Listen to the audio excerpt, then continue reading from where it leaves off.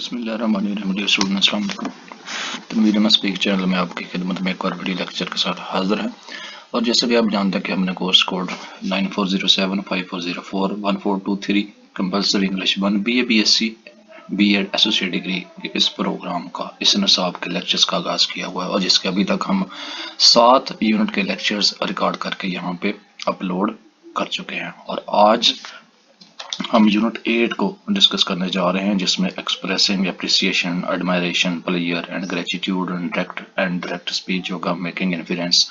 यानी कि आप किस तरह गेस लगाएंगे, किस तरह अंदाजा लगाएंगे, किस तरह एस्टिमेट लगाएंगे, डिस्क्रिप्टिव राइटिंग और डिस्क्रिप्शंस के लिसनिंग सुन के, यानी कि सुन के आप किस तरह अपनी वोकैबुलरी को एनहांस कर सकते हैं। तो इन चीज़ों के बारे में आज का डिस्कस किया जाएगा। इससे पहले डियर स्टूडेंट, अगर हम लेक्चर्स का बाकायदा आगाज करें, तमाम ऐसे स्टूडेंट जिन्होंने अभी अभी ज्वाइन किया है उनसे गुजारिश है कि अपने दोस्तों को लाजमी शेयर करें ताकि वो भी इस चैनल को सब्सक्राइब करने के बाद इस लेक्चर से मुस्तफ़ीद होकर अपने लिए एग्ज़ाम, ना सिर्फ एग्ज़ाम की तैयारी कर सकते हैं बल्कि नॉलेज को एनहेंस भी कर सकते हैं और इंग्लिश लैंग्वेज स्किल को आप इम्प्रूव कर सकते हैं। प्रोविजंस ऑफ लाइफ में क्या चीज़ें आप अडाप्ट करेंगे और किन चीज़ों में इन तमाम जो सीखने वाली है, जो पढ़ने वाली है, जो पढ़ कर सीख कर कहाँ पे यूटिलाइज करेंगे। तो आज का यूनिट 8 है, जिसमें सेक्शन ए फंक्शनैलिटी में हम सीखेंगे कि एक्सप्रेस किस तरह करना है एप्रिसिएशन को, एडमायरेशन को, प्लेयर को एंड ग्रेजुएट को। यानी कि शुक्रगुजार कैसे होना है, खुशी का इजहार कैसे करना है, किसी की तारीफ करनी है, किस तरह अप्रिशिएट करना है, किसी के अच्छे काम पे किसी को रिवॉर्ड किस तरह देना है, अल्फाजों में उन तमाम चीज़ों को किस तरह एक्सप्रेस करेंगे। ये चीज़ इस यूनिट में हम डिस्कस करने के लिए जा रहे हैं। तो expressing application is probably the most powerful. जो तारीफ का इजहार है वो शायद बहुत ताकतवर एंड रिवार्डिंग ह्यूमन नीड और इंसानियत की ज़रूरत है उसको रिवार्ड करने के लिए, उसको इनाम देने के लिए। एक्सप्रेसिंग थैंक्स, शुक्रिया अदा करना, अप्रिसिएशन तारीफ करना and gratitude is key to building satisfying relationship with people and around us. किसी की तरफ शुक्रिया अदा करना, तारीफ करना और शुक्र अदा करना, ये एक की बिल्डिंग है। यानी कि आप एक रिश्ता, मुतमिन का रिश्ता इस्तवार करने जा रहे हैं लोगों के दरमियान जो आपके इर्द गिर्द रहते हैं। एक्सप्रेस एप्रिसिएशन, अप्रिशिएट का इजहार करना यानी कि तारीफ करना, एडमायरेशन करना, प्लेयर खुशी का इजहार करना एंड ग्रेटिट्यूड और शक्र करना when ever you think it is due, जब आप सोचते हैं कि ये इस वक्त इस चीज़ का बनता है and you would realise that, और महसूस करेंगे that it will strength your relationship with people around us. ये आपकी स्ट्रेंथ होगी, यानी कि आपकी ये खूबियां में शामिल होगी, आपकी क्वालिटीज़ में शामिल होगी कि आप एक अपने इर्द गिर्द लोगों के साथ अपना रिलेशनशिप बिल्ड अप करने के लिए जा रहे हैं। अगर आप इस किस्म की रियलाइजेशन रखते हैं, इस किस्म का सोचते हैं किसी के अच्छे काम पे, या आप ये समझते हैं कि इसकी अप्रिसिएशन बनती है with in express of words with an reward, anything in shape of cash, anything you have to reward to such moments which you have to realize them about anything else. So we need to appreciate, हमें appreciate करने की ज़रूरत है। Be grateful, शुक्रगुजारी के साथ for the small comforts, अपने छोटी सुकून के लिए that we have in life, जो हमें मिलता है अपनी ज़िंदगी में। About work well done, जो हमने अच्छा काम किया होगा। To be grateful for food well cooked, अगर हमने अच्छा खाना मिला है, अच्छा खाना पकाया तो हमें शुक्रगुजार होना चाहिए, वगैरह वगैरह। Appreciation and gratitude make relationship strong, जो तारीफ है और जो शुक्रगुजारी है वो आपके जो है ना स्ट्रांग रिलेशनशिप बिल्डअप करता है। So remember, healthy relationship need mutual appreciation. तो याद रखें कि अच्छे तल्कात के लिए बाहमी जो तारीफ है वो बहुत ज़रूरी है हेल्थी रिलेशनशिप के लिए। यानी कि अगर आप किसी की तारीफ करते हैं तो आपको भी करनी चाहिए, अगर आपको कोई तारीफ करता है तो आपको भी किसी की करनी चाहिए। तो in this unit you will learning how to express appreciation, admiration, player and gratitude. इस यूनिट में हम सीखेंगे कि आप किस तरह खुशी का इजहार करेंगे, तारीफ करेंगे या किसी का तो शुक्रगुजार करेंगे। And you will realise that there are countless opportunities each day, और आप महसूस करेंगे कि आप दिन में बेअनगिनत जो अपॉर्चुनिटीज़ हैं वो आप उनको महसूस कर सकते हैं। They allow us to appreciate, और हमें वो इजाज़त होती है या हमें उस चीज़ से मिलता है कि आप अप्रिशिएट करें, टू फील प्लेयर खुशी के लिए, एंड ग्रेटिट्यूड उसका शुक्र अदा करना चाहिए। यानी कि मतलब किस्म के ऐसे इवेंट्स होते हैं, वाक़यात होते हैं, जब आप किसी से खुश होते हैं, आपको उसको अप्रिशिएट करना चाहिए। जब आप के काम को करके देता है, आप उसका शुक्रगुजार होना चाहिए। इसी तरह जो आप किसी का करते हैं तो आपको भी इस किस्म का रिवार्ड मिलना चाहिए, जिसको म्यूचुअल अप्रिसिएशन कहते हैं। Expressing appreciation, player admiration and gratitude और पॉजिटिव इंटरेक्शंस। ये जो एक्सप्रेस करना है, अप्रिसिएशन करना है, खुशी का इजहार करना है, तारीफ करना है, शुक्रगुजार करना है, इसमें मुस्बत जो इंटरेक्शंस है वो क्रिएट होता है, यानी कि आपस में मेलजोल मिलाप होता है। That are the heart of a good relationship. और ये बेसिक चीज़ है अच्छे रिलेशनशिप की, बिटवीन पेरेंट्स, वालदैन के दरमियान, कपल्स के दरमियान, अपने रिश्तेदारों के दरमियान, सो को वर्कर्स एंड सक्सेसफुल बिजनेस, और अपने को वर्कर्स के दरमियान और अच्छे कामयाब बिजनेस के लिए इन तमाम चीज़ों का होना बहुत ज़रूरी है। Research has proved that children, एक तहकीक ने यह साबित किया कि बच्चे who are the most intelligent, जो ज़्यादा ज़हीन होते हैं, सेल्फ कॉन्फिडेंट यानी कि खुद अतमाद होते हैं, फ्लेक्सिबल और लचकदार होते हैं, एक्सपीरियंस्ड मोर अप्रिसिएशन, और ये उनको अप्रिसिएशन का नतीजा है। अप्रिसिएशन उनको दी गई, यानी कि उस पर ये तजर्बा हो चुका है कि उनको अप्रिशिएट किया गया है, एंड एनकरेजमेंट, और उनकी हौसला अफजाई की गई है, एंड पॉजिटिव एटीट्यूड, और पॉजिटिव एटीट्यूड के साथ, मुस्बत रवैये के साथ, एट हम घर में, एंड स्कूल और स्कूलों में as well. Then negative attitudes, उसकी बजाय जो मनफी रवैया है फ्राम देयर पेरेंट्स, वालदैन की तरफ से एंड टीचर्स की तरफ से, उनकी बजाय, यानी कि एक तजर्बा किया गया और ये रिसर्च की गई है कि ऐसे लोग, ऐसे बच्चे या ऐसे जो ज़्यादा सेल्फ अस्टीम होते हैं, सेल्फ कॉन्फिडेंट होते हैं, फ्लेक्सिबल होते हैं, इंटेलिजेंट होते हैं, बजाय उनके जिनको नेगेटिव एटीट्यूड के साथ रखा गया, जिनको अप्रिशिएट नहीं किया गया, तो वो ज़्यादा इंटेलिजेंट पाए गए हैं। Appreciation generate self esteem in both children and adult.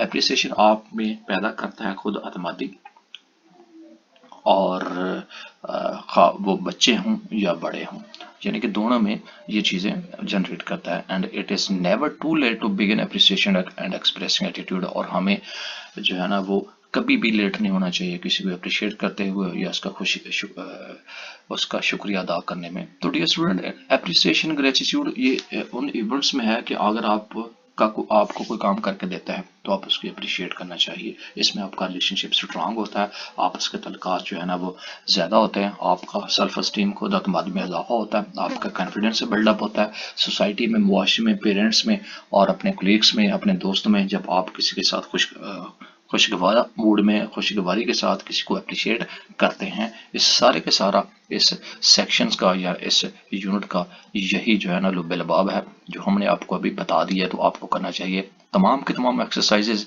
इसी चीज़ पे कंप्राइजेज हैं। और ये एक सबसे पहले ऊपर हमने देखा, ये एक रिकॉर्डिंग आ गई, सेम उसी तरह के पैराग्राफ है कि वो एक मदर है और साथ है कि वो किस तरह ग्रेटिट्यूड कर रहे हैं, किस तरह अप्रिशिएट कर रहे हैं। इन चीज़ों को आप इटसेल्फ लर्न कीजिए और एक्सरसाइज कीजिए। 46 में भी यही चीज़ें डिस्कस की हैं। थीम हमने आपको बता दिया है, प्लेयर एंड अप्रिसिएशन को एक्सरसाइज 2 में बताया गया है और इस तरह एक्सप्रेस किया गया है, एंड तमाम सिचुएशंस को एक्सरसाइज 3 में। इन चीज़ों को आप अटेम्प्ट कीजिए और अपने नॉलेज में इनहेंस कीजिए। यहाँ पे कुछ चीज़ें हैं, आइए डिस्कस करते हैं। Have you ever thought about life and it's simple pleasures? क्या आपने कभी सोचा अपनी सादा ज़िंदगी के बारे में और जो सिंपल, जो सादा खुशी है उनके बारे में? How many times have you admired and appreciated and been grateful for the goodness of the simplest things? कि आपको कितनी मर्तबा लाइफ में आप तारीफ की गई है, अप्रिशिएट किया गया है या शुक्रगुजार हुए हैं आपके अच्छे कामों की वजह से। सादा जी चीज़ों पर we take for granted in life, जो हमें ज़िंदगी में नसीब हुई, ज़िंदगी में मिले, हम उनमें कितनी दफ़ा जो आप कर चुके हैं, जो आपने किसी को दी या आपको मिली, कितनी दफ़ा आपने इन चीज़ों को कभी सोचा है? Should not we be grateful for, हमें शुक्रगुजार नहीं होना चाहिए इन तमाम चीज़ों का, जिसमें द क्लीन ड्रिंकिंग वाटर, हमें साफ पानी मिलता है, द चेंजिंग सीजन, मौसम जब चेंज होते हैं उसमें, the sound of water running in stream, पानी की जो आवाज़ है जो नदी में चल रही है, the cool bridge in A hot evening, the sound of children playing in A school yard. तो इन तमाम चीज़ों का वो कह रहे हैं कि हमें जो भी चीज़ें अपनी ज़िंदगी में अभी तक जो मिल चुकी हैं, खा वो सादा है, खा वो छोटी मोटी खुशी हैं, उनमें शुक्रगुजार नहीं होना चाहिए क्या? तो उनमें से कुछ 4-5 चीज़ें जो एक्सप्रेशन की गई हैं डियर स्टूडेंट, इनको आप नोट डाउन कीजिए और अपने थिंक अबाउट इट दैट कि आपने सोसाइटी में अपने अराउंड अबाउट जो भी चीज़ें हो चुकी हैं या अभी तक आपकी जितनी लाइफ हो चुकी है, हमने कितनी दफ़ा उनका शुक्रिया अदा किया है, कितनी दफ़ा अप्रिशिएट किया है, वेदर रिलेटेड हो, बाय नेचर हूँ, बाय ह्यूमन बीइंग हूँ, बाय एनी अदर सोर्सेज, किसी के ज़राए से भी आपको वो मिल रही हैं तो हमें इसका शुक्रगुजार होना चाहिए, जिससे हमें छोटी मोटी खुशियाँ मिलें। All these are sources of goodness in life, तमाम ज़राए जो आपकी ज़िंदगी में अच्छाई लेके आए, एंड येट जो अभी तक है we don't have the time to appreciate them.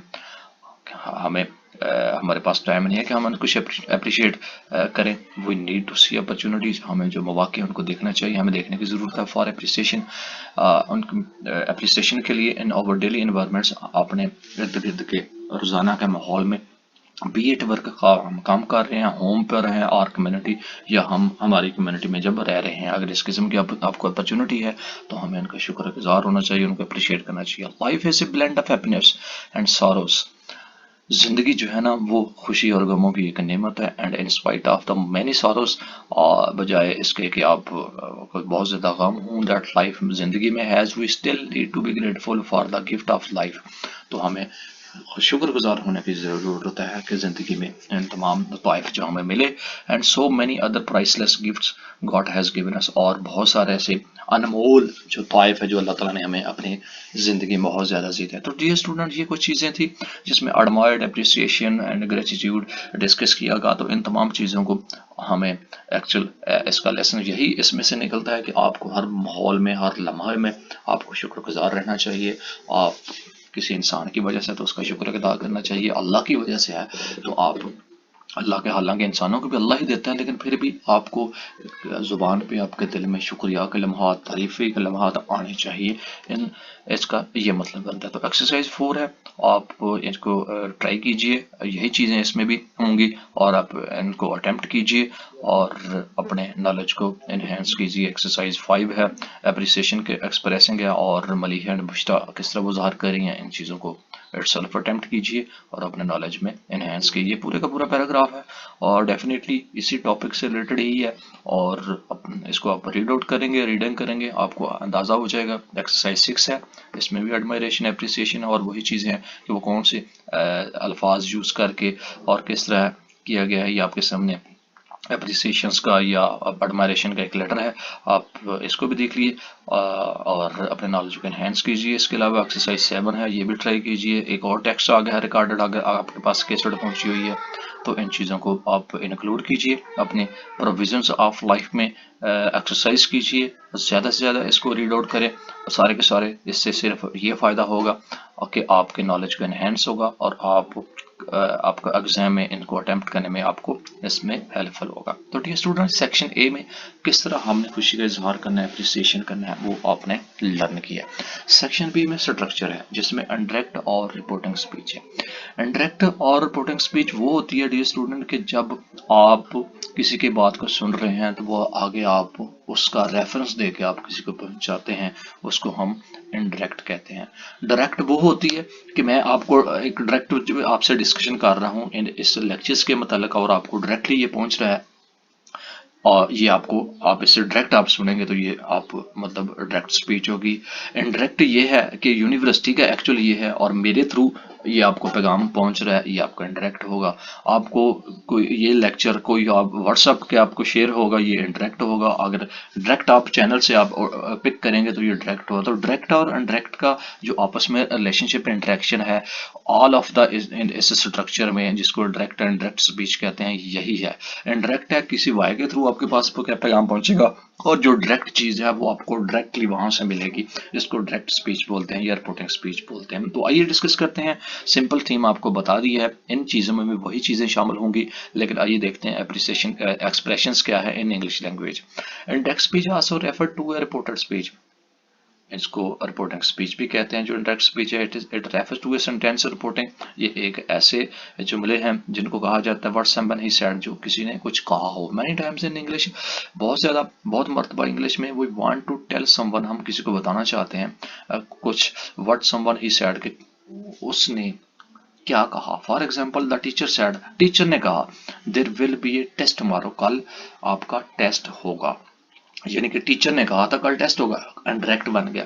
This is an example of direct और कोटेड स्पीच। इसको हम कोटेड स्पीच भी कहते हैं, डायरेक्ट एग्जांपल भी कहते हैं, मिसाल है। You must have also notice that, आपने नोटिस किया, this statement is given in inverted commas. इस स्टेटमेंट को इन्वर्टेड कॉमा में दिया गया, ये देखें, यानी कि इसको क्लॉज में कर दिया, इसको बंद कर दिया, इस इन तमाम चीज़ों को इन्वर्टेड कामा को ये आप direct speech and direct speech में है। बट लेकिन when we want to tell someone, हम किसी को जब किसी को बताना चाहते हैं, और रिपोर्ट टू समवन या किसी की रिपोर्ट करना चाहते हैं, what the teacher he said, कि टीचर ने क्या कहा, द सेम सेंटेंस, वही जुमला, विल देन रिपोर्टेड और इनडायरेक्ट स्टेटमेंट कहलाएगा, यानी कि रिपोर्टेड और इनडायरेक्ट स्टेटमेंट करना है। Will be written like this, और उसको इस तरह लिखा जाएगा, teacher told us that there would be a test tomorrow, कल आपका टेस्ट होगा, तो उसको इस तरह लिखा जाएगा।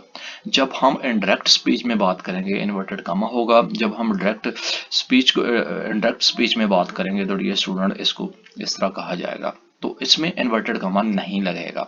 This section will show you how to change direct sentences to indirect और प्रोटेक्ट सेंटेंस। इसमें आपको बताया जा रहा है कि जो डायरेक्ट सेंटेंसेस है, उसको इनडायरेक्ट सेंटेंसेस में किस तरह तब्दील किया जा रहा है, या किस तरह तब्दील किया जाता है। When changing from direct to indirect reported speech, जब हम चेंज कर रहे होते हैं डायरेक्ट को इनडायरेक्ट स्पीच में या रिपोर्टेड स्पीच में, सेवरल चेंजेस आकर कई जो है ना तब्दीलियां उसमें हासिल होती हैं या मिलती हैं। Here are some basic rules, इसके जो बुनियादी जो वजूहात हैं, which will help you learn, जिसको आप सीखेंगे, इसकी मदद करने में मिलती हैं। And use the indirect reporting speech, और उसको हम इनडायरेक्ट या रिपोर्टिंग स्पीच में इस्तेमाल करते हैं। तो आइए देखते हैं वो क्या चेंजिंग होती हैं जब हम डायरेक्ट से इनडायरेक्ट या रिपोर्टिंग स्पीच में कन्वर्ट करते हैं। Quotation marks and the comma are removed, यानी कि जब आप डायरेक्ट से इनडायरेक्ट में जाएंगे, तो आपके कोटेशन मार्क्स से जो कॉमा है वो रिमूव हो जाएंगे, जैसे कि इस फिगर में आपके सामने है। The word that is usually included after the reporting word, say, ask, told, etc. इनमें चीज़ों में जो है ना वो कन्वर्ट होगा, जो इसमें शामिल होगा जब आप उसको कन्वर्ट करेंगे। The subject pronoun is changed, जो उसका सब्जेक्ट है वो टोटली चेंज हो जाएगा। आगे हम एग्जांपल देते हैं। The tense of the verb is change, और जो पूरे का पूरा टेंस है, टेंस का जो फेल है वो चेंज हो जाएगा, यानी कि वर्ब चेंज हो जाएगा। मिसाल के तौर पर डायरेक्ट है, रोजी सैड, रोजी ने कहा आई एम हैप्पी, मैं खुश हूँ। अब इसको डायरेक्ट कैसे बनाएंगे, रोजी sad that she was happy, यानी कि उसने कहा कि वो बहुत खुश है, ये आपका इनडायरेक्ट स्पीच बन गया। इसमें आप देखिए कॉमा है डायरेक्ट स्पीच में, और इसमें कॉमा और inverted comma begin and close जो है ना वो खत्म हो गया, और इस तरह जो है फेल है वो भी उसका जो है ना वो वर्ब जो है वो चेंज हो गया, और उसमें जो टेंस है वो भी चेंज होगा। मिसाल के तौर पे नोटिस आपने देखा, प्रोनाउन आई बिकम शी, जो आई है इसकी जगह जो है ना वो शी बन गया, ये देखें। इसके अलावा हेल्पिंग वर्ब एम, जो हेल्पिंग वर्ड था आई एम हैप्पी की जगह, ठीक है, in simple present change into simple past tense, वो वाज, वो आई की जगह वाज बन गया, शी वाज हो गया। And that is added, that को उसमें ऐड कर दिया गया। And comma is remove, comma remove, quotation marks removed को कोटेशन मार्क्स में भी रिमूव होगा। तो इसका इस तरह डायरेक्ट से इनडायरेक्ट स्पीच को कन्वर्ट किया जाता है in English language. We are giving you examples where, हम आपको कुछ एग्जाम्पल दे रहे हैं। यू वुड नोटिस, आप नोटिस करेंगे how tenses change when direct sentences change into indirect, जब जो डायरेक्ट जुमले होते हैं उनको जब इनडायरेक्ट या रिपोर्टिंग स्पीच में कन्वर्ट किया जाता है। रीड देम विद कंसंट्रेशन, इनको तवज्जो से पढ़िए, एंड नोटिस, और नोटिस कीजिए दीज चेंजेस, इन तब्दीलियों को, इन चेंजेस को। For more practice consult a good grammar book, इसकी डायरेक्ट एंड डायरेक्ट स्पीच के लिए जो अच्छी ग्रामेटिकल बुक्स है आप उससे भी कंसल्ट कर सकते हैं। बट सिंपल चीजें आपको बता दी हैं, इसमें भी आके एग्जांपल देखते हैं। Present continuous change into past continuous, यानी कि डायरेक्ट स्पीच है। Shima said, Talha is studying, Talha is पढ़ रहा है, जो इनडायरेक्ट है शीमा सैड, यहाँ से कॉमा खत्म कर दिया, कॉमा दैट लग गया, यानी कि जब आप इनडायरेक्ट स्पीच करेंगे तो दैट उसमें लगा दिया जाता है, आपका सेंटेंस चेंज हो जाता है। तलहा वाज स्टडिंग, और तलहा जो है वो तलहा से आ गया, इसकी जगह वाज आ गया, और स्टडिंग यानी कि तलहा वाज पढ़ रहा है, ये आपका इनडायरेक्ट स्पीच बन गया। यानी कि आप देखेंगे इसमें वर्ब जो है ना, और उसमें जो है ना वो हेल्पिंग वर्ब वो भी चेंज होगा, दैट का स्टाफा होगा, और जो कॉमा और कोटेशन है उसको रिमूव कर दिया। इसी तरह present perfect changes into past perfect है। प्रेजेंट परफेक्ट क्या है, Musa said Haroon has left already. तो इंडायरेक्ट क्या है, Musa said that Haroon had left already, यानी कि प्रेजेंट परफेक्ट में हैज था और पास्ट परफेक्ट हैड लग के डायरेक्ट से इंडायरेक्ट बन गया। इसी तरह फ्यूचर को है, simple future will change into past future. Naila said I will be here tomorrow, indirect में है Naila said that she would be here tomorrow, ये इसको चेंज होगा। तो डियर स्टूडेंट, जी सामने के सारे के डायरेक्ट और इनडायरेक्ट स्पीच इस तरह ही है, यानी कि प्रेजेंट को पास्ट में और फ्यूचर्स को पास्ट में किस तरह कन्वर्ट करते हैं, और आपके सारे के सारे जो चेंजिंग किस तरह हो जाती हैं जब डायरेक्ट स्पीच को इनडायरेक्ट में है। तो इन चीज़ों को आप एक्सरसाइज कीजिए, कुछ आगे एक्सरसाइज भी है और सेम उसी तरह है, और अपने नॉलेज में इनहेंस कीजिए। इस तरह रिपोर्टेड और इनडायरेक्ट क्वेश्चंस क्या होते हैं। So far we have practice changing direct statement into indirect statement. अभी तक हम जो डायरेक्ट जो बयानिया है डायरेक्ट स्टेटमेंट है उसको डायरेक्ट स्पीच में उसकी प्रैक्टिस कर चुके हैं। व्हाट हैपन्स व्हेन क्वेश्चंस, क्या होगा जब वहाँ पे सवालिया सवालात होंगे इंस्टेड ऑफ स्टेटमेंट, स्टेटमेंट की बजाय हैव टू रिपोर्टेड रिपोर्ट में। Actually the basic points about pronoun, और जो बुनियादी चीज़ें हैं प्रोनाउन के बारे में, एंड टेंस और टेंसेस के बारे में, uses given above apply equally well to reported questions. इनको बराबरी के तौर पर इसको अच्छे तरीके से उसको रिपोर्ट किया गया, उन क्वेश्चंस को इस्तेमाल किया। हाउएवर ताहम इन रिपोर्टेड क्वेश्चंस, और जो उसके रिपोर्टेड क्वेश्चंस हैं उसमें क्या चीज़ें बताई हैं, दैट इज एब्सेंट, दैट को एब्सेंट कर दिएगा। वेरियस क्वेश्चन वर्ड्स, कई क्वेश्चन जो वर्ड हैं अल्फाज हैं such as what, why, who, when etcetera are used, इनको इस्तेमाल किया जाएगा। द टिपिकल क्वेश्चन और interrogative word order change to normal word, और जो मिसाली क्वेश्चंस हैं जो इंटेरोगेटिव अल्फाज हैं उनको नॉर्मल वर्ड में चेंज किया जाएगा। मिसाल के तौर पर कम्स स्टेटमेंट, और वो स्टेटमेंट बन जाएगी। Words like did and the question marks disappear, did और क्वेश्चन मार्क्स को गायब कर दिया जाएगा। Some question don't have question words, कुछ सवालात जो क्वेश्चन वर्ड्स में नहीं होते व्हाइल रिपोर्टिंग दीज, जबकि वो रिपोर्टिंग कर रहे होते हैं। वेदर, इफ और used in place of question was, Cabo, if और वगैरह उसमें उन जगहों पे इस्तेमाल किया जाता है। मिसाल के तौर पे देखते हैं direct questions, indirect reporting questions, इनको आपस में रिलेशनशिप इसका देखते हैं, या इनके साथ जो रिलेशनशिप बनता है वो देखते हैं। What do you like doing in your free time, आप क्या पसंद करने का। He asked me what I like doing in my free time, यानी कि देखो उसको किस तरह इनडायरेक्ट में कन्वर्ट कर देगा। Are you going to the film tomorrow, क्या आप फिल्म देखने के लिए जा रहे हैं। She asked me if whether we were going to the film the next day. आप ये देखें इन तमाम चीज़ों को हाईलाइट किया गया, ये वहाँ पे इनडायरेक्ट स्पीच में चेंज कर दिया है। She asked do you want to come with me, she asked me if I wanted to come with her. तो ये स्टूडेंट ये था डायरेक्ट क्वेश्चंस और इनडायरेक्ट में किस तरह उनको कन्वर्ट किया जाता है। अगर इसको यहाँ पे इसका एक सिंपल सा, अगर आपको डायरेक्टली समझ नहीं आ रही तो आपको ग्रामेटिकल जो चीज़ें हैं उनको आप डीपली आपको सीखना पड़ेगा, देन ही इन चीज़ों को समझ आएगा। क्योंकि पैराग्राफ में या पैसेजेस में या आपकी जो ये नसर की जो चीज़ें हम डिस्कस करने चाह रहे हैं, थ्योरेटिकल चीज़ें हम डिस्कस कर रहे हैं, डायरेक्टली इन चीज़ों को आपको समझ भी नहीं आएगा। सिर्फ आप इसको सिर्फ कॉन्सेंट्रेट करना है कि किस तरह उन तमाम चीज़ों को चेंज किया जाता है। तो ये था आपके क्वेश्चन मार्क्स को जिस तरह चेंज किया गया है डायरेक्ट या रिपोर्टिंग स्पीच के, इसकी आप एक्सरसाइज कीजिए। आपको थीम बता दिया है डियर स्टूडेंट। अगर मैं इनको डिस्कस करूंगा तो आपका चैप्टर बहुत लेंथी हो जाएगा। बहुत से कमेंट्स आते हैं कि सर आप सिर्फ टू द पॉइंट रहा करें और सारी चीज़ें डिस्कस नहीं, सिर्फ आप थीम प्रेजेंट करें, क्योंकि मेरे पास भी इतना टाइम नहीं होता और मैं भी आपको यही चीज़ें प्रेजेंट करके आपको बता रहा हूँ ताकि आपको जो मेन थीम है आपको किसी ट्यूशन की ज़रूरत ना पड़े, आपको कहीं और जाने की ज़रूरत ना पड़े।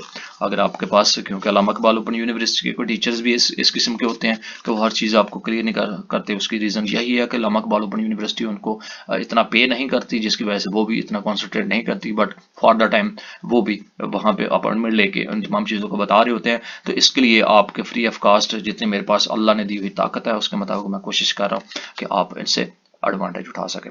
नेक्स्ट सेक्शन भी है रीडिंग, मेक इन्फ्रेंस, कि आप किस तरह इन्फ्रेंसेस गेस कर सकते हैं, एस्टिमेट कर सकते हैं, अंदाजा लगा सकते हैं। जो आपके सामने एक पैराग्राफ है, आपके पास एक पैसेज है, आपके पास एक लेटर है, आपके पास एक न्यूज़पेपर है, आपके पास एक बहुत मुश्किल अल्फाज चीज़ें, तो उन तमाम चीज़ों को उसमें क्या लिखा हुआ है आपको नहीं भी पता, तो वो उनको आप किस तरह अंदाजा लगा सकते हैं, उसको इन्फ्रेंसेस कहते हैं। आइए देखते हैं क्या लिखा है। Inferences mean reading and between the lines and making intelligent guesses as what is being said और रिटन, कि आपके सामने जो रीडिंग पढ़ी हुई है, पैराग्राफ है, लाइंस हैं, आप इंटेलिजेंस यानी कि गेस करते हुए आप उस अंदाज़ा लगाएं और उसका गेस करें कि उसमें क्या लिखा गया या क्या कहा गया। Sometimes the information is not clear, बाज़ बात जो मालूमात होती है वो क्लियर नहीं होती, स्टेटेड जो वहाँ पे बताई गई हैं। Writer sometime tells us directly that directly, जो राइटर्स होते हैं वो बाज़ औक़ात वो इनडायरेक्टली कुछ चीज़ें बता रहे होते हैं डायरेक्ट की निस्बत से, यानी कि साफ साफ चीज़ें क्लियर नहीं बता रहे होते, उसमें इम्प्लाइड मीनिंग होते हैं, यानी कि छुपे हुए ज़ूमनी अल्फाज होते हैं। द गिवन अस हिंट्स और clause that help us read between the lines, और वही जो हिंट्स होते हैं, जो क्लॉज होते हैं, वो हमें मदद फराहम करते हैं कि उनके दरमियान क्या लिखा हुआ है इन लाइनों के दरमियान। We need to use these clause to understand the deep meaning the writer is trying to give, and when we use, और हमें जो इन क्लॉज को है अंडरस्टैंड करना चाहिए ताकि हम उसका डीप जो मतलब है, जो गहराई का मतलब है, जो राइटर कोशिश कर रहा है हमें बताने का, उसको समझ सके। And when we use these clause, जब हम इन क्लॉज को इस्तेमाल करेंगे, वी आर एक्चुअल इन्फेरिंग, तो हम उसकी जो इन्फेरिंग कर रहे होते हैं, हम उसका जो गेसिंग कर रहे होते हैं, उन तमाम अल्फाज की जो राइटर ने बताई है, हम उसका अंदाजा लगा सकते हैं कि उसमें क्या लिखा हुआ है, या हम गेस कर सकते हैं। व्हेन वी, जब वो इन्फेयर, जब हम गेस करें, we go beyond the surface details, और उसकी जो तय तक जो तफसील है, हम उस तक पहुंचे या जाएं, टू सी अदर मीनिंग्स, दूसरे अल्फाज के मानी को देखना चाहिए, दैट और सजेस्टेड, कि वो क्या सजेस्ट कर रहे हैं, और इम्प्लाइड, या वो क्या बता रहे हैं, नॉट स्टेटेड क्लियर, जो आपको क्लियर नहीं बता रहे। तो हम इस तरह उन तमाम चीज़ों को गेस कर सकते हैं। Remember in the previous unit, आपको पिछले यूनिट याद होंगे, you have learn to guess meanings from the context, कि आप किस तरह कंटेक्स्ट से मीनिंग को गेस कर सकते हैं। It is basically about how to make inferences, ये बुनियादी तौर पर तमाम की तमाम चीज़ें वही हैं जिसको इन्फ्रेंसेस के बारे में यहाँ पे बताया जा रहा है, यानी कि वो जो गेस मीनिंग का हमने चैप्टर पढ़ा था, सेम उसी तरह। Inference is just a big word that means a conclusion और जजमेंट, और इन्फ्रेंस का जो बहुत बड़ा मतलब है इन अल्फाज का, इसका मतलब है कि आप नतीजा, या किस तरह आप जजमेंट उसको कर सकते हैं, किस तरह आप उसकी जजमेंट निकाल सकते हैं, उसका नतीजा किस तरह निकाल सकते हैं, उसको किस तरह गेस कर सकते हैं, और उसमें क्या कहा जा रहा है, इसका मतलब ये लिखा गया है इसमें इन्फ्रेंसेस का। We make inferences every day without thinking about it, हम बहुत सारी रोज़मर्रा की ज़िंदगी में हाँ इन्फ्रेंसेस क्रिएट करते हैं, सोचते हैं बहुत सारे मामलात में, और विदाउट थिंकिंग, बगैर सोचे बहुत सारे इन्फ्रेंसेस क्रिएट करते हैं, ये बनाते हैं। Suppose you are sitting in your car, फर्ज करें आप कार में बैठे हुए हैं, car stopped at a red signal, और रेड सिग्नल पे जो कार है वो रुकी गई है। यू हियर स्क्रीचिंग टायर्स, आपने टायर के स्क्रीचिंग की आवाज़ सुनी। Then a loud crash and breaking glass, और देन एक बहुत लाउड क्रैश की आवाज़ आई, एंड जो ग्लास है वो आपका टूट जाता है, या आपका टूट जाए। यू सी नथिंग, आपने कुछ नहीं देखा, बट यू इन्फेयर, आपने गेस किया, या आपने इन्फेयर किया, आपने महसूस किया that there has been a car accident, और ये एक कार एक्सीडेंट हो सकता है। We all know the sounds of screeching tyres, आपने वो टायर के रगड़ने की आवाज़ जब सुनी, यानी कि स्क्रेचिंग, आप ज़मीन पे जब आपको ब्रेक लगाते हैं या आप गाड़ी चला रहे हैं तो आपको पता होगा कि टायर की जो आवाज़ निकलती है उसको स्क्रेचिंग बोलते हैं इंग्लिश में। एंड क्रैश, और वो क्रैशिंग, जब टायर फट जाता है, क्रैश हो जाता है, तो उसको किस तरह की आवाज़ आती है, उसमें वो कार में बैठे हुए वो इन्फ्रेंस महसूस कर रहा है, यानी कि वो इस किस्म की फीलिंग्स देख रहा है।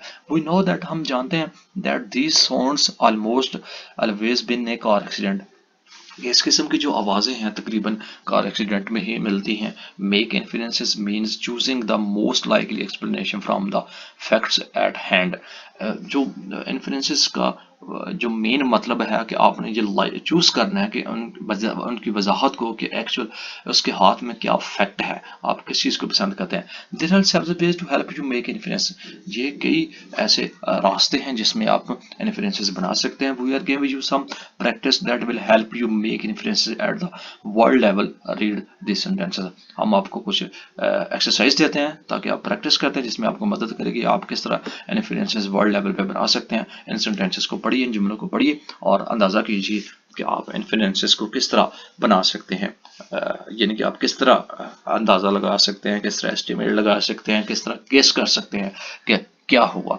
Murders are usually incarcerated for long periods of time then robbers, जो कत्ल है वो आमतौर पर लंबे अरसे के लिए जो जो हमेशा देन रबर्स डाकुओं की निस्बत ज़्यादा इनक्रेटेड है, यानी कि ज़्यादा संगीन है, ज़्यादा आपको कॉम्प्लिकेटेड लगता है, ज़्यादा मुश्किल लगता है, ज़्यादा मतलब नागहानी आफत सी आपको महसूस होती है। You may infer the meaning of incarcerated by answering the question, आप सोच रहे होंगे या आपने सोचा है या आप देख रहे होंगे कि इनक्रेटेड का मीनिंग यहाँ पे इस सवाल का आप जवाब ले होंगे कि क्या बनता है। बट यूजली क्या आमतौर पे happens to those found guilty, कि जब आप गिल्टी महसूस करते हैं आप किसी वाक्य में ऑफ मर्डर और रबरी यानी कि कत्ल या डकैती के वारदात में, सो व्हाट डू यू इनफेर, तो आप उसमें क्या इनफेर महसूस करेंगे, क्या आप गेस करेंगे,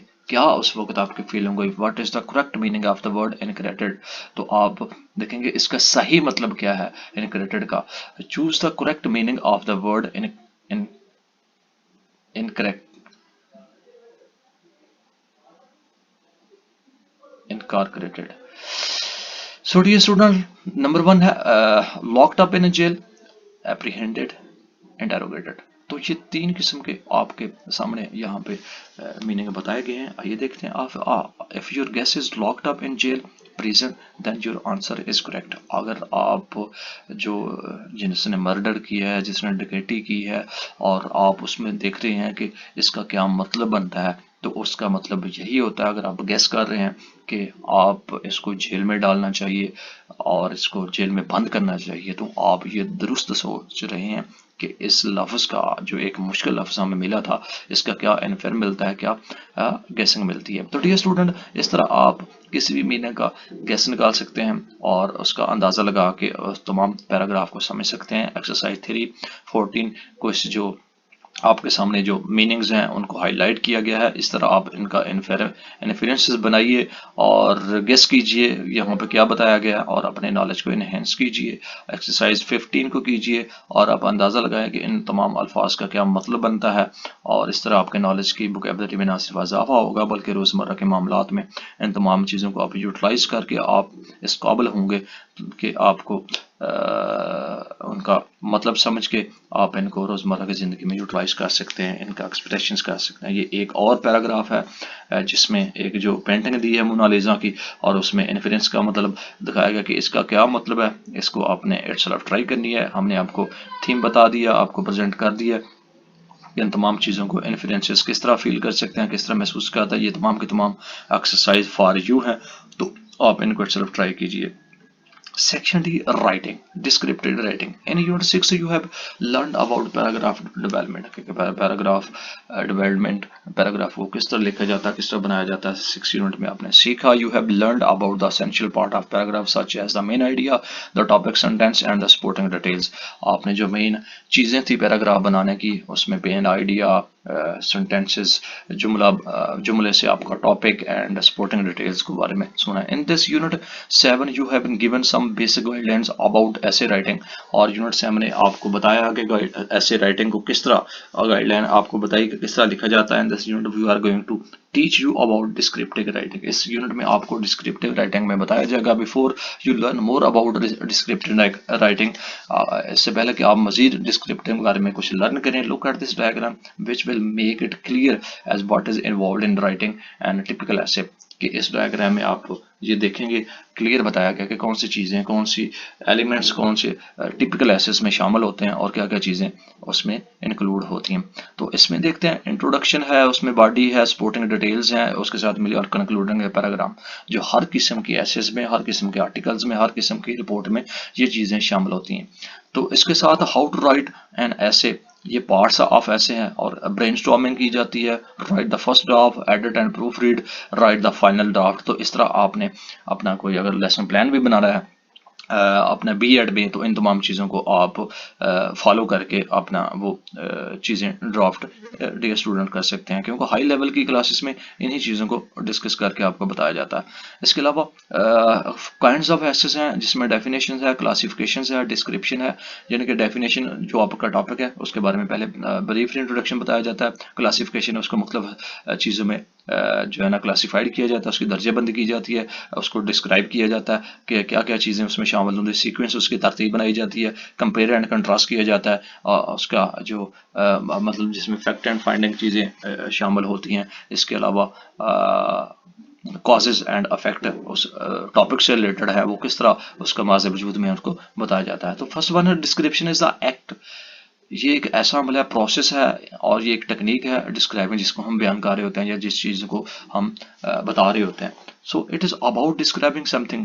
तो इसके मतलब कि आप किसी के बारे में कुछ चीज़ कह रहे होते हैं उसको डिस्क्राइबिंग बोलते हैं। That can be a description of a journey, वो किसी सफ़र के मतलब आपको तफसीर बयान कर रहे होते हैं। Web description of A game, किसी गेम के मतलब बता रहे होते हैं।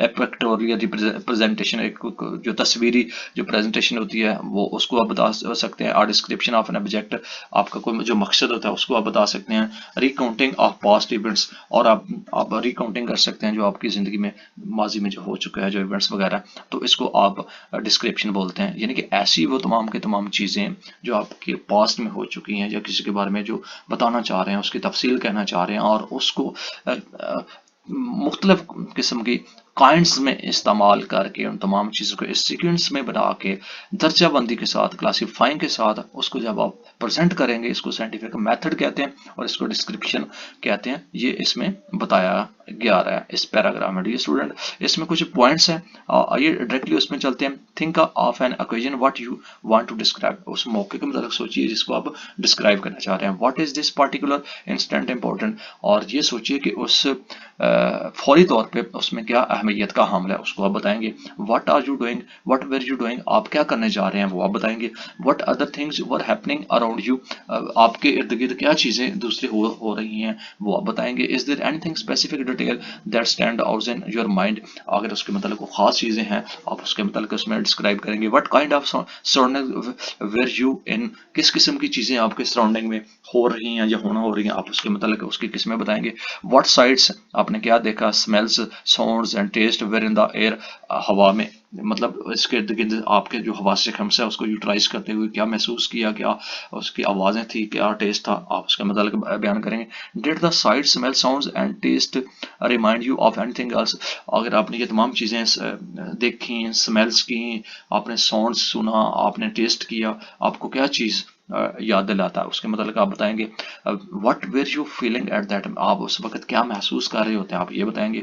What types of words and images can convey your feelings, आप जो इमेजेस और जो अल्फाज यूज़ कर रहे हैं, आप जो फील कर रहे होते हैं उन अल्फाजों में कन्वर्ट करके आप कन्वे करेंगे या डिस्क्राइब करेंगे। Can you think of another situation that was similar to the one you are writing about, क्या आपने कोई इस किस्म की सिचुएशंस पहले कभी महसूस की जो अभी आप लिखना चाह रहे हैं, जिसके मतलब आप उसके साथ रिलेट करके उन चीज़ों को कंक्लूड करेंगे। Is there enough detail in your essay to create mental image for the reader, तो आप इस किस्म की बहुत सारी इस मज़ामीन से रिलेटेड तफसील होती हैं डियर स्टूडेंट, जिसको आप मेंटली तौर पे इमेज के साथ रिलेट करके पढ़ने वाले के लिए एक आप क्लियर मैसेज आप देंगे उन डिटेल्स में। तो इन पॉइंट्स को आपने फॉलो करना है।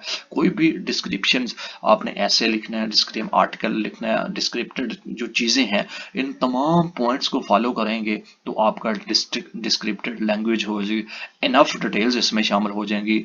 रीडर जो है ना मेंटली तौर पे उसको पिक्चोरियल जो आपका नक्शा है उसको ऑटोमेटिक पढ़ लेगा और आपको समझ आएगा कि आप उसमें क्या कहना चाह रहे होते हैं। तो यही चीज़ें आपकी जब डिस्क्राइब होंगी उसमें एक तमाम की तमाम जो इम्पोर्टेंट चीज़ें हैं वो इसमें शामिल हो जाएगी। स्पेशल इवेंट उसमें आ जाएगी जो आपके साथ ऑलरेडी वाक़या हो चुका है वो इसमें इंक्लूड हो जाएगा। इन पॉइंट्स को फॉलो करेंगे तो आप एक अच्छा ऐसे डिस्क्राइब करने में डियर स्टूडेंट कामयाब हो जाएंगे। तो एग्जाम्पल है कुछ, राइट एन ऐसे describing recent event in your life.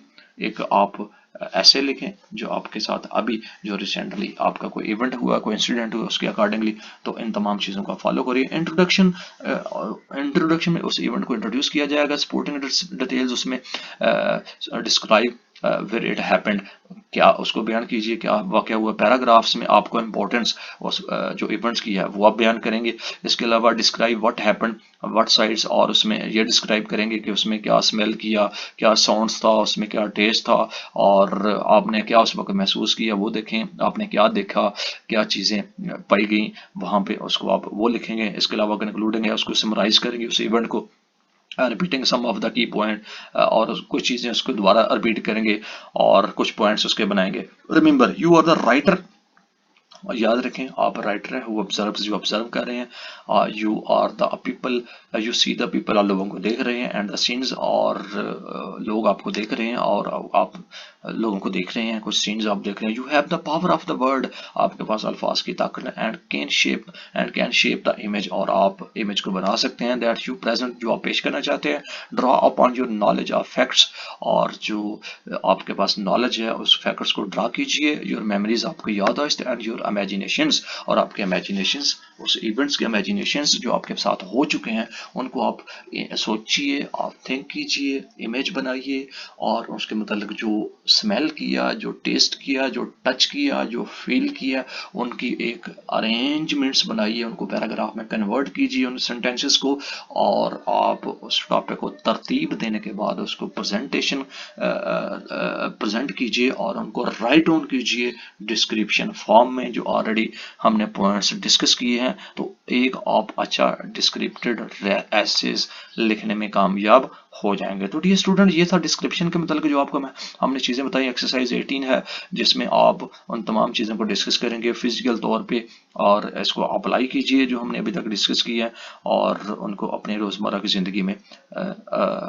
मतलब प्रैक्टिकली इंक्लूड कीजिए, और आप एक अच्छे राइटर बन सकते हैं। इसके डिस्क्रिप्टिव राइटर में यही चीज़ें हैं। इसके अलावा observe and describe your surrounding the setting, आपके इर्द गिर्द जो आप एक स्केच बनाएंगे उसके मतलब क्या आप महसूस करेंगे, क्या देखना चाहते हैं, किसके लिए कौन है और क्या काम कर रहा है, इन तमाम चीज़ों को आप स्केच बनाएंगे जो आपके इर्द गिर्द होती है। तो उन ऑब्जर्वेशन को आप जब राइट डाउन करेंगे तो एक और आपका इमेज बन जाएगा, एक और आपकी डिस्क्रिप्शन पैराग्राफ बन जाएगा। तो इन तमाम चीज़ों को आप नोट डाउन कीजिए और एक्सरसाइज कीजिए। इस तरह आप एक अच्छे डिस्क्रिप्टर राइटर बन सकते हैं। इन तमाम पॉइंट्स को अगर आप फॉलो कर सकते हैं डियर स्टूडेंट। तो एक और टिप्स है यहाँ पे, ये इसमें भी तकरीबन वही चीज़ों की आप सीन को देखेंगे, प्लेसेस को देखेंगे, उन चीज़ों को डिस्क्राइब करेंगे, उन चीज़ों के बारे में सोचेंगे, उनको अप्रिशिएट करेंगे, उनको एडमायर करेंगे, और इन तमाम चीज़ों को जब इंक्लूड करेंगे तो आप एक वही टिप्स और उन तमाम चीज़ों को फॉलो करेंगे जो हमने ऑलरेडी डिस्कस कर रहे हैं। तो इसमें भी वही चीज़ें आपको मिलेंगी और एक आप अच्छा पैराग्राफ यानी कि राइटर, डिस्क्रिप्टेड राइटर बनकर उभर सकते हैं। तो ये आपके सामने एक और यहाँ पे को आर्टिकल दिया गया, उसके एग्जांपल दिए हैं। इनको एक्सरसाइज कीजिए, 21 को कीजिए और इन क्वेश्चंस को नोट डाउन कीजिए और अपने जहन नशीन कीजिए कि क्या क्या चीज़ें आपको बताई गई हैं, और एक्सरसाइज कीजिए। मेन थिंग आपको बता दी है। इसके अलावा सेक्शन डी एंड लिसनिंग है कि आपने डिस्क्रिप्शंस को किस तरह लिसन करना। How did you learn your own language, आप अपनी लैंग्वेज में किस तरह सीख सकते हैं। इनफैक्ट दायरा कि यू नेवर रियली लर्न, जो आपने कभी हकीकत में नहीं सीखा। It at all you just started speaking, ये तो सब उससे रिलेटेड है कि जब आप बोलना शुरू करेंगे। When you were about 2 or 3 years old, जब आप 2 या 3 साल के थे, जब आपने बोलना कि you start speaking your language, तो अपनी लैंग्वेज में आपने बोलना शुरू किया। A few words at first, चंद अल्फाज आपने शुरू में कहे, नॉट फुल सेंटेंसेस, पूरे जुमले आपने नहीं किए। बट यू स्पोक, आपने क्या बोला होगा, लेकिन जो आपने बोला। And very soon you made progress without even thinking about it, आपने बहुत जल्द प्रोग्रेस की बगैर किसी सोचे समझे। It was the result of hearing, ये सुनने का नतीजा है। For 2 to 3 years before you spoke, जब 2-3 साल के थे आपने बोलना शुरू किया, you heard people speaking your language day and night, तो आपने जो आपके इर्द गिर्द आपकी जो लैंग्वेज थी उसके बारे में आपने सुनते होंगे, आपने सुनी होंगी। You heard people speaking your language, आपने लोगों को अपनी लैंग्वेज में बोलते हुए सुना। देन फिर is as if by magic, magic के साथ यू स्टार्टेड टू स्पीक, आपने बोलना शुरू कर दिया। All that hearing was necessary for you. इसमें पैराग्राफ में कहने का मकसद कि आप जब छोटे से थे, बच्चे थे, 2-3 साल के थे, तो आप बोलना भी आपको नहीं आता था, तो आपके इर्द गिर्द जो माहौल था, आपके पेरेंट्स से, आपके बहन भाई थे, आप उनको चलते फिरते उठते बैठते बोलना आप सीखते थे। फिर एक दिन ऐसा आया कि 2-3 साल के बाद आपने कुछ मुकम्मल जुमला नहीं, कुछ अल्फाज कहना शुरू किया, मिसाल के तौर पर मामा, पापा। तो इस तरह आपने आहिस्ता आहिस्ता जो इर्द गिर्द के माहौल से उससे सुनना शुरू किया, और सुनते सुनते आपने बोलना शुरू किया, और आप इस काबिल हो गए कि आप प्रॉपर बोलना शुरू कर दिया। तो ये जो लिसनिंग का जो चैप्टर है, इसमें यही चीज़ें आपको बार बार बताई जाती हैं। इंग्लिश स्पीकिंग जो है वो दूसरे ममालिक की ज़ुबान है, हमारे मुल्क की ज़ुबान नहीं है। आप इसकी वोकेबलरी या इसकी जो नॉलेज है, इसको किस तरह इन्हेंस करके अपनी जो रोज़मर्रा की ज़िंदगी है उसमें इंग्लिश का एक्सप्रेशंस कैसे लेके आ सकते हैं, उसके लिए ये लिसनिंग का जो पार्ट है, जो सेक्शन हर यूनिट में डाल दिया गया है कि ये आपकी एक्सरसाइज होगी, आपकी प्रैक्टिस होगी कि आप लिसन करके, लिसन आपने किस चीज़ को सुनना है, किसी भी लैंग्वेज पे आप अबूर हासिल करना चाहते हैं, किसी भी लैंग्वेज पे आप ग्रिप करना चाहते हैं, तो आप उसको राइट डाउन करने के साथ साथ एक्सरसाइज, रिटन एक्सरसाइज के साथ साथ आपको लिसनिंग की एक्सरसाइज भी करना पड़ती है। इसलिए डियर स्टूडेंट, अल्लामा इकबाल ओपन यूनिवर्सिटी ने इसने लिसनिंग का चैप्टर डाला हुआ कि आप इसको, आपको जो कैसेट सेंड की हुई कि उसको आप कैसेट प्लेयर में डाल के लिसन कीजिए कि इंग्लिश किस तरह बोली जाती है, आप की वोकेबलरी में इजाफा होगा। तो इसी तरह रेडियो, और you can receive English language broadcasting के थ्रू, बीबीसी के थ्रू, बहुत सारी रेडियो पे आप इंग्लिश लैंग्वेज को, वॉइस ऑफ अमेरिका भी सुन के आप इंग्लिश को इन्हेंस कर सकते हैं। टेलीविजन पे आप न्यूज़ चैनल लगा लें इंग्लिश लैंग्वेज पे, आप वहाँ से आप सीख सकते हैं और उसको आप लिसन कीजिए। इंटरनेट से आप बहुत सारे आपको वीडियोज़ आपको मिल जाती हैं देखने के लिए भी या सुनने के लिए, और उसमें इंग्लिश लैंग्वेज है, उसमें बहुत सारे रीडर्स होते हैं, राइटर्स होते हैं, गुड लिसनर्स होते हैं, वो वहाँ पे बोल रहे होते हैं, उसमें आप इंग्लिश लैंग्वेज सीख सकते हैं।